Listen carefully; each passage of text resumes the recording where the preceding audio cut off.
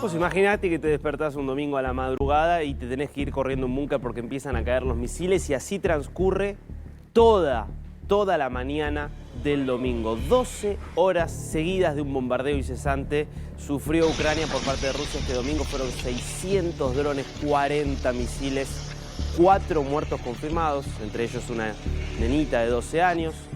Una enfermera que trabajaba en un instituto de cardiología en la capital, en Kiev, que fue alcanzado el instituto de cardiología, también entre las víctimas mortales, decenas de heridos. Bueno, Ucrania se ha tenido que especializar en los últimos años en esto, ¿no? En responder muy rápidamente ante los desastres de un bombardeo para sacar a las personas heridas y lograr salvarles la vida.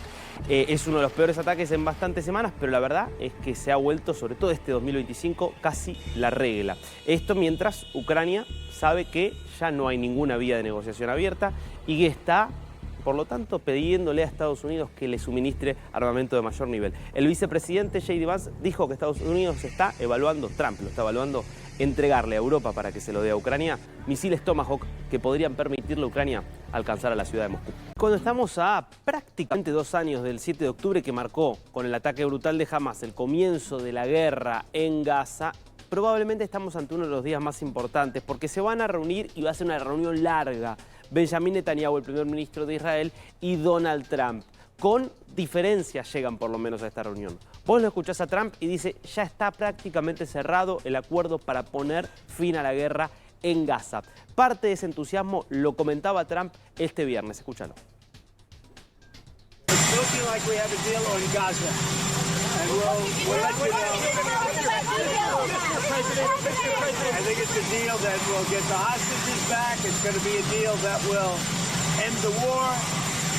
It's going to be a deal which it's going to be peace.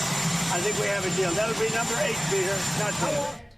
Sería la 8ª guerra que resolvería Trump. Él considera que ya hubo 7 guerras que gracias a su mediación llegaron a su fin. Él plantea un programa de 21 puntos para la paz en Gaza, 21 puntos que le presentó a los principales líderes de Medio Oriente con los que se reunió la semana pasada, que supondría el desarme de Hamas, la entrega en 48 horas de la totalidad de los rehenes, es decir, de los 48 rehenes que mantiene Hamas, 20 de ellos vivos, aunque Hamas dice que perdió el contacto con 2 de ellos en las últimas horas, pero que además sentaría las bases para un camino hacia la posibilidad de que haya un Estado palestino en el futuro. Esto rechazado de plano por Netanyahu. Por eso, cuando le preguntaban anoche a Netanyahu, era bastante más cauto respecto a la posibilidad de un acuerdo. Mirá. I want to start by asking you if you've seen this 21-point peace plan and if you plan to declare support for it at the White House tomorrow. Well, we're working on it, Jackie. It's not been finalized yet, but we're working with President Trump's team, actually as we speak, and I hope we can make it a go because we want to free our hostages. We want to get rid of Hamas rule and have them disarmed, Gaza demilitarized, and a new future set up for Gazans and Israelis alike, and for the whole region.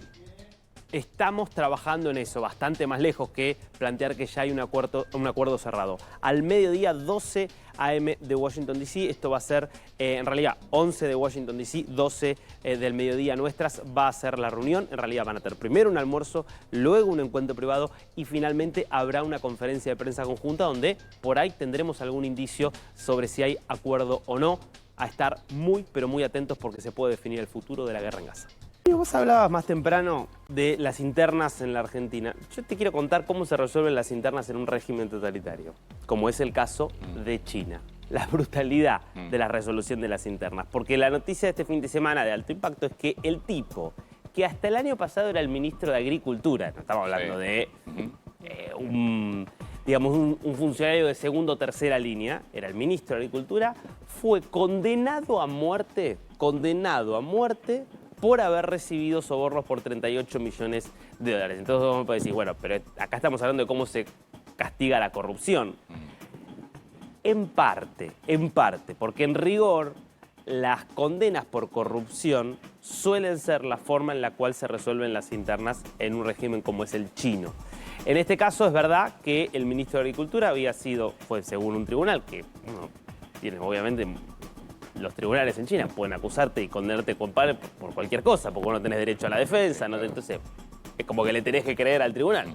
que está obrando de buena fe, dice que recibió 38 millones de dólares en sobornos de distintas empresas y que por lo tanto, por la sospecha ya había sido destituido y que por lo tanto termina siendo condenado a esa pena de muerte, que en rigor es una pena de muerte en suspenso, que suele ser, si tiene buena conducta, va a tener prisión perpetua, digamos. O sea, va a estar en la cárcel hasta el último día de su vida, en principio va a salvar su vida. Es por lo menos los antecedentes que hay. ¿Qué tema ese, no? Que es mejor, ¿no? Exactamente. Una cárcel en China, aparte, ¿no?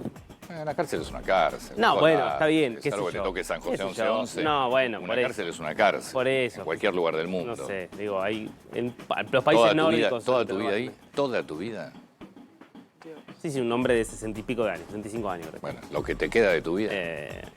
No, pero es mucho, digamos, estamos hablando puede ser 25 años más. No sé en una cárcel cuánto bueno, claro, eso. uno dice, bueno, se supone que eso te va a disminuir la expectativa de vida. Ahora, vos sabés que, digo, este es el mecanismo de resolver las internas porque los últimos 2 años, más de 800.000 funcionarios del Partido Comunista Chino o funcionarios públicos, pero que obviamente responden al Partido Comunista Chino, fueron desplazados de sus cargos. Es aproximadamente el 10%.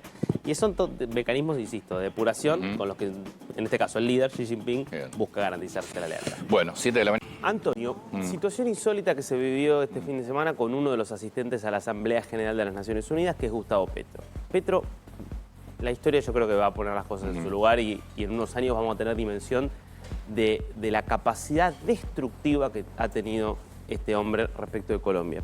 Lo cierto es que él vino todo el fin de semana buscando llamar la atención, subiendo la apuesta cada vez que hablaba en contra de Estados Unidos, diciendo que Estados Unidos era cómplice del genocidio, que estaba cometiendo Israel en Palestina. Él no es solo una línea anti-israelí, él viene con un largo historial. Además es lógico. Además, digamos, de él haber tenido un pasado de mucho compromiso con el terrorismo, que él reivindica, porque hay otros que estuvieron por organizaciones de ese tipo y que después por lo menos hicieron autocrítica. No, él reivindica eso.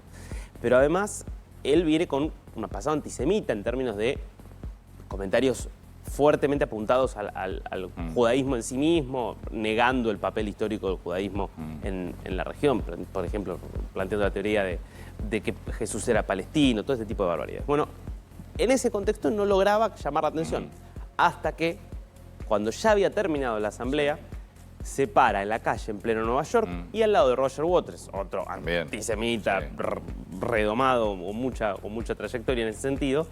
Fíjate lo que dice ahí en la calle.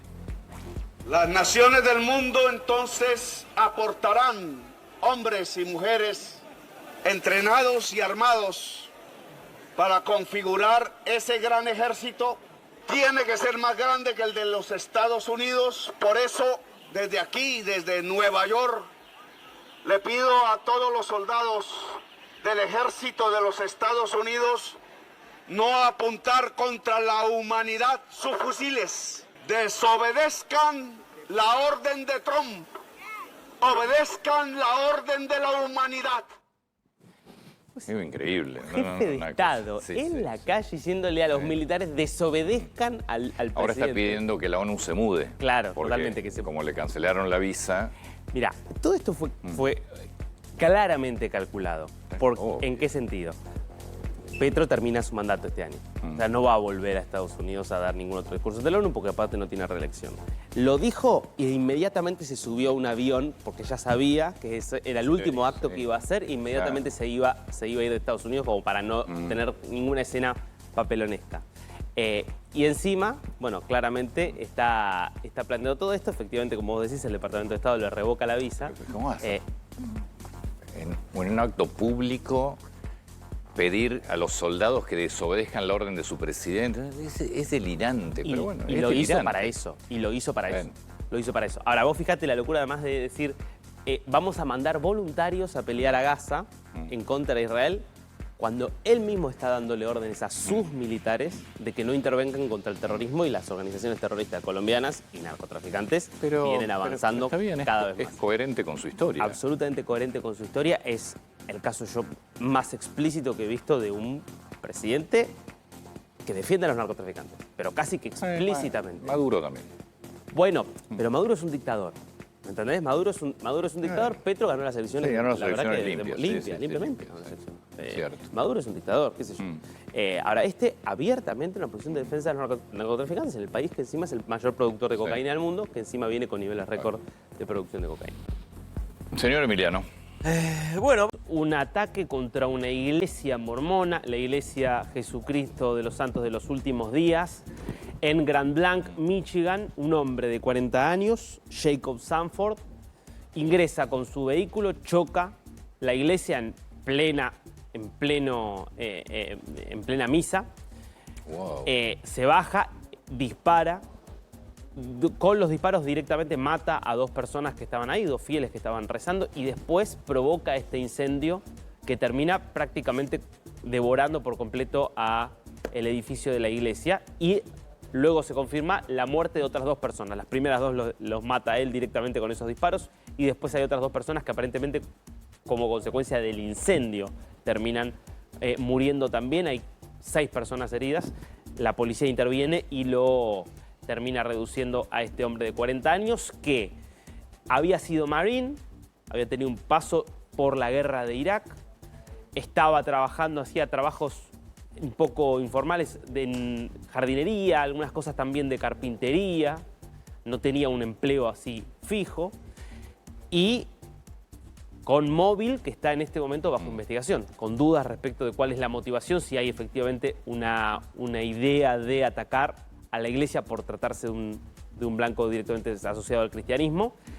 Un poco así es como lo leyó el presidente de los Estados Unidos, Trump, que publica un mensaje donde dice que están informando todo y dice: este aparenta ser otro ataque contra los cristianos en los Estados Unidos.